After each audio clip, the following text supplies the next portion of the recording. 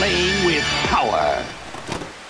Well, folks, I think it's time for me to officially welcome you into the unknown. The unknown of Amiibo, a place we've never been before. With these two releases, Richter Belmont and Dark Samus, we officially have no new Amiibo on the horizon, nothing that's been announced. Now, DLC fighters should be getting Amiibo, but at this point Nintendo has not confirmed a release date, prototypes, pretty much anything. So today we are taking a look at the very last two non-DLC fighter Amiibo for Super Smash Bros. Ultimate. So, without further ado, let's get into these boxes and take a look because I am excited. These things look gorgeous. Alright, we're going to start here with Richter Belmont. I did a quick cut because I had to go and get Simon Belmont to do a kind of a comparison to see what they look like. I got Samus too. We'll take a look at that later. But Richter Belmont is obviously an Echo Fighter of Simon and a pretty cool addition to the game.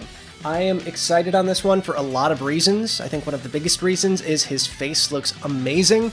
I mentioned this before on our podcast and on other videos we've done, that Nintendo has made major strides with making faces for human characters in Amiibo form. So this is no exception. Richter looks pretty darn awesome. So, quickly get this open. I'm nowhere near as careful as I used to be when I would open Amiibo boxes. I used to be super cautious, trying not to tear any of the cardboard or the artwork, but now it is what it is. I mean, these things are made to be displayed anyway, and I get two. There you go. But there you go! Richter Belmont. Once again, I should say here, his face looks great. I'd say it's on par with Simon Belmont. The whip is kind of the same, I'm pretty sure it's the exact same material as the whip that Simon Belmont has. It's kind of flexible. It's obviously plastic. You can't really shape or mold it, but it does move. Obviously, this one is in a slightly different position, so if you're putting this on a shelf with limited space, it's going to be a bit easier to handle. But besides that, his pose looks great. His clothes, the texture on his pants. I like the little headband here on the top too.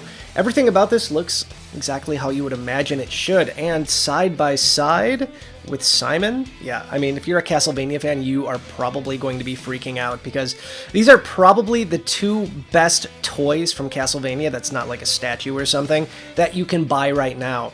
Everything about these is just screams Castlevania, so I'm excited to add these to my collection. So, we got these two out of the way.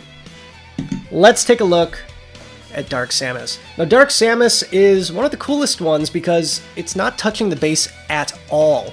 Not a single foot on the base. It's hovering, and I think that's really neat and ambitious. In the past, I'd be super scared that Nintendo would really mess up the base or kind of like the platform that it's standing on, but just looking at it through the box, it looks like they did a pretty darn good job with this one.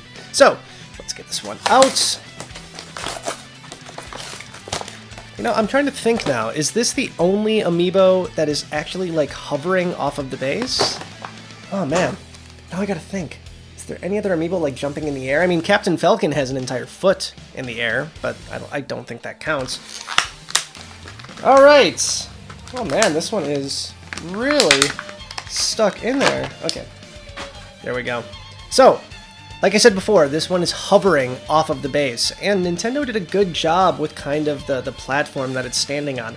Obviously, it's there. They can't make this thing invisible, but that's fine. But kind of looks like almost like a block of ice that it's standing on, which I'm actually kind of cool with. The texture on this thing is just great.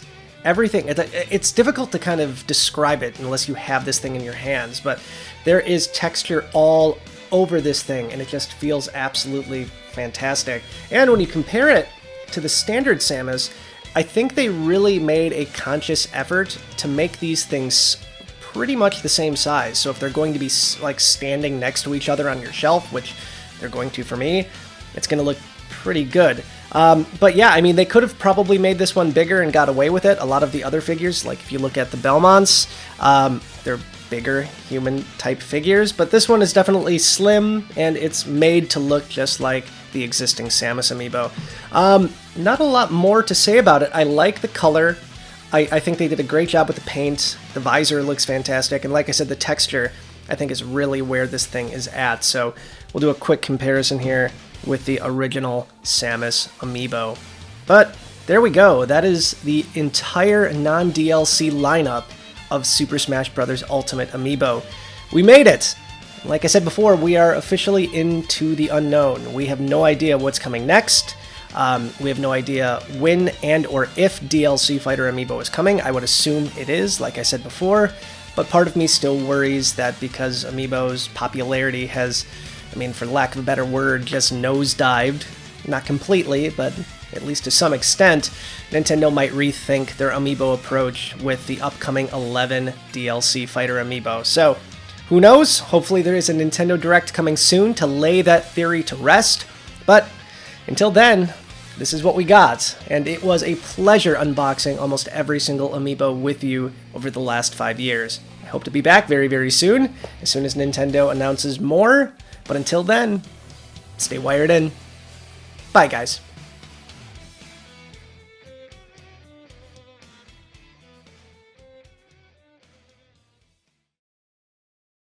Wow.